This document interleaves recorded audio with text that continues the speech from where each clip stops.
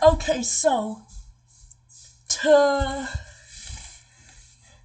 get all the control panel settings in one view, right click on the desktop to go to new folder, and then rename the folder to this. I'm gonna paste it right now.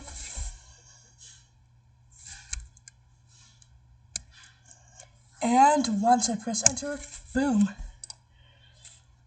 There should be all of these control panel settings in one view. Although I think it's best to use this on Windows 10.